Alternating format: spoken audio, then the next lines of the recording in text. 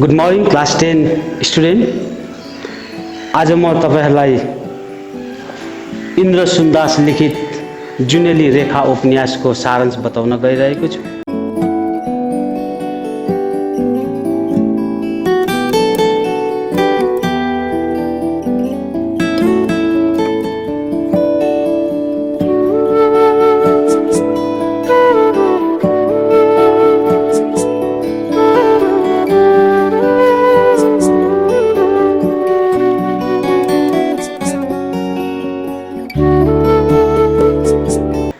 जुनेली रेखा भन्नाले जुनेली रेखाको अर्थ चाहिँ साधारण अर्थ चाहिँ के हुन्छ भने म हजुरलाई बताउन जाँदैछु। जुनेली रेखाको साधारण अर्थ चाहिँ के हुन्छ भने अत्याचारी अंग्रेज शासकहरू उहिले तत्कालीन दार्जिलिङे चिया बगानमा सबै अंग्रेज शासकहरूकै शासन थियो। उनीहरूको बोली नै कानुन थियो।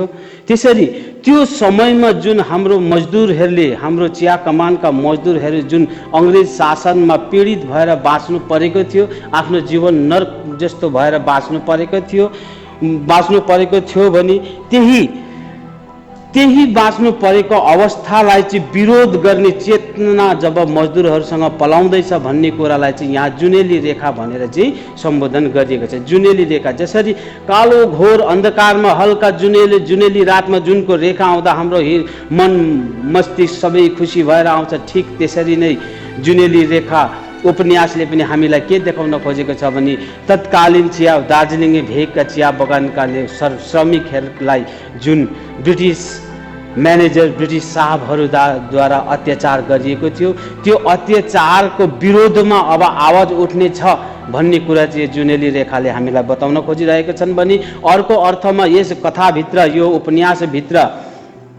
उपन्यासभित्र के छ भने धनीको स्वास्नी मालिनी जुन चाहिँ ब्रिटिस म्यानेजरको व्यभिचारी नजरबाट पीडित भएकी हुन्छ र उसले पनि फेरि चन्द्रमाको उज्यालो आउँदाखेरि मेरो पनि यो कालो अन्धकारबाट उज्यालो दिन आउँछ होला, मैले पनि यो दिनबाट चाहिँ राम्रो स्वतन्त्र जीवन बिताउन पाउँछ होला भन्ने सोच राखेको हुनाले यो जुनेली रेखा उपन्यासको शीर्षक जहाँसम्म हामीलाई लाग्छ सार्थक नै लाग्छ भने यो जुनेली रेखाको कथा यस प्रकार बुन्नु भएको छ इन्द्र सुन्दासज्यूले।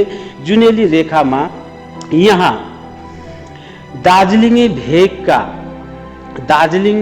भेगमा जुन चियाबारी छ तत्कालीन आजभन्दा अगाडि भारत स्वतन्त्र हुनुभन्दा अगाडिको कथा हो, यो अगाडिको कुरा हो। यो जस्तै बदमताम चिया बगानको कुरा हो। यो बदमताम चिया कमान, यो चिया कमानमा चाहिँ के थियो भने यो चिया कमानमा प्राय सबै ब्रिटिसहरूको राज थियो। उनीहरूको बोली नै शासन थियो। यसरी मजदुरहरू पीडित भएर बाँच्न परिरहेको थियो।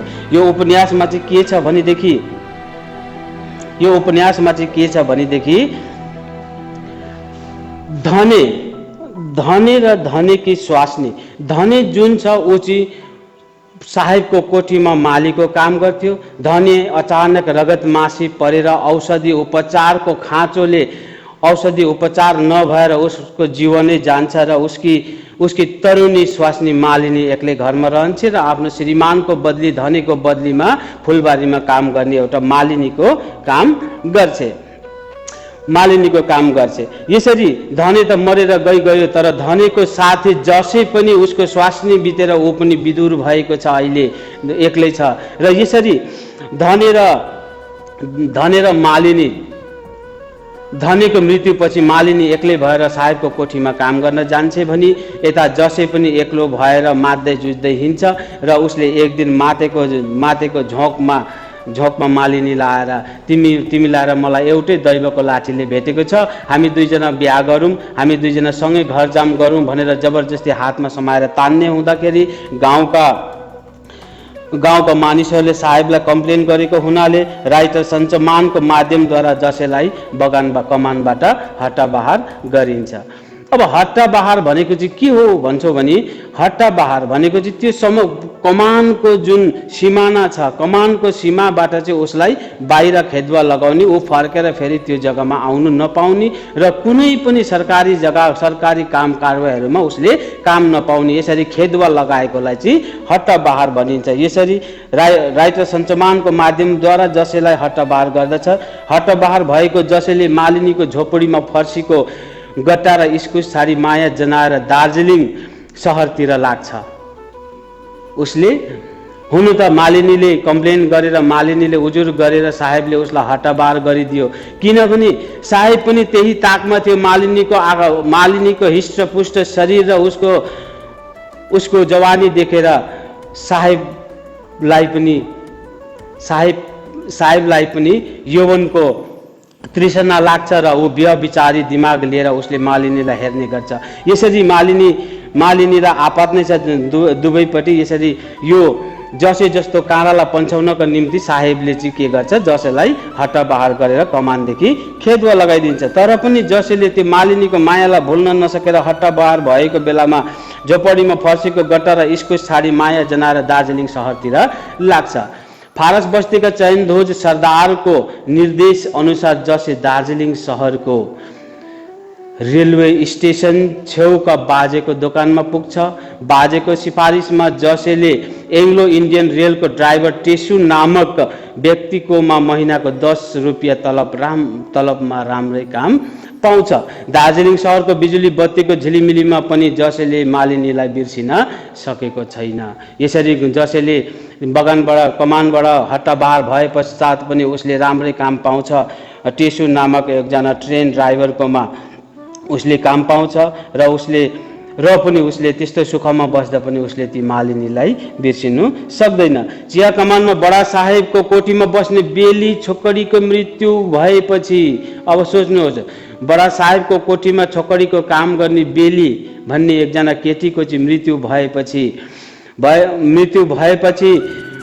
एक्लै भएर बडा साहेबले मालिनीको रूप यौवन आकृष्ट हुन्छ, रूप र यौवनमा आकृष्ट हुन्छ। यसरी मालिनीको फक्रतो जवानीमा आकर्षित भई बडा साहेबले चियावाला सरदारको माध्यमद्वारा किसिम किसिमको लोभ देखाएर छोकरीको रूपमा राख्ने प्रस्ताव राख्दछ, तर मालिनी मान्दिन। बडा साहेबले अनेकौं चाल चल्दा पनि मालिनी देख चल्दिन। मालिनी सुर्ताले आधा मासु भई आधा रातसम्म जागै बसे।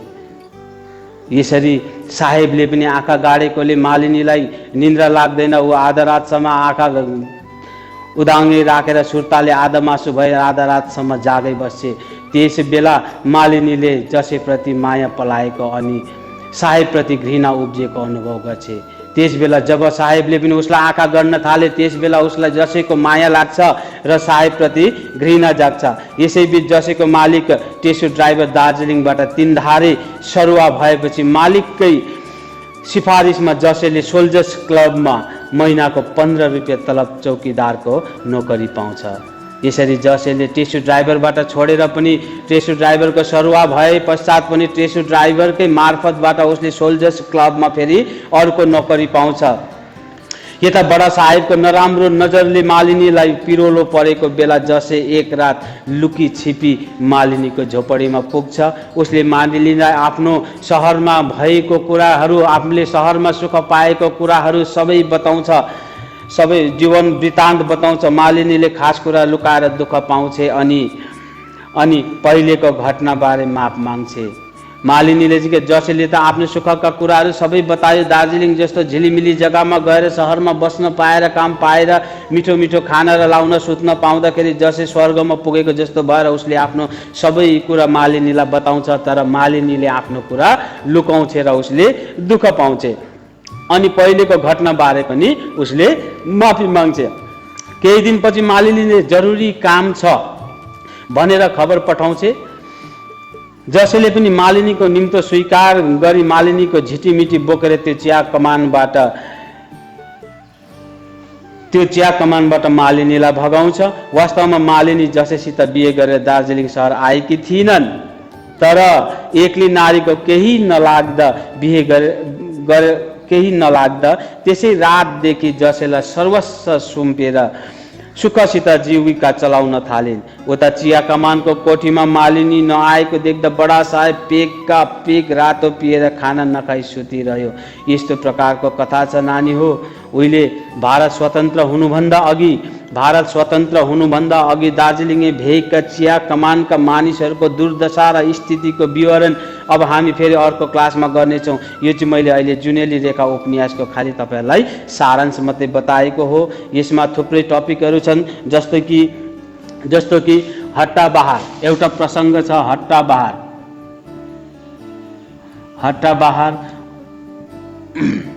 हट्टाबहारको प्रसङ्ग छ भने अर्को प्रसङ्ग छ।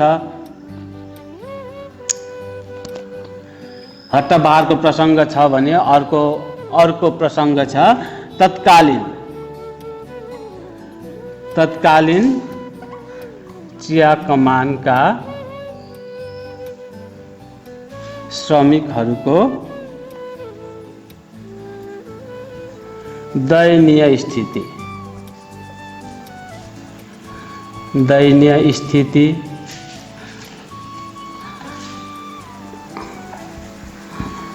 जसलाई किन हट्टाबहार गरियो,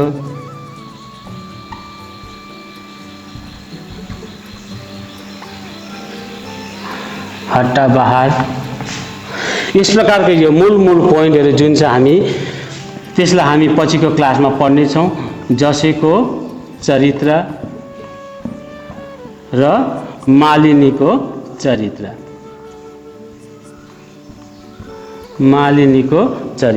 यो टपिकमा हामी फेरि पढ्नेछौँ। यो 1 2 3 4 5 पाँचवटा टपिक हामीले राम्रोसँग पढेर यसको हामी नोट्स पनि बनाउनेछौँ, ताकि यही 5वटा पोइन्टबाट तपाईँहरूलाई माध्यमिक इक्जाममा क्वेसन आउनेवाला छ। र यो 5वटा टपिक हामी बिस्तारै पढ्नेछौँ र यो 5वटा टपिकको जुन नोट्सहरू हुन्छ त्यो म तपाईँहरूलाई अपलोड गरिदिन्छु। तपाईँहरूले आफ्नो कपीमा लेखेर भोलिकै दिन स्कुलमा आएर जम्मा गर्नुहुन्छ भन्ने म हार्दिक अनुरोध गर्दछु। धन्यवाद।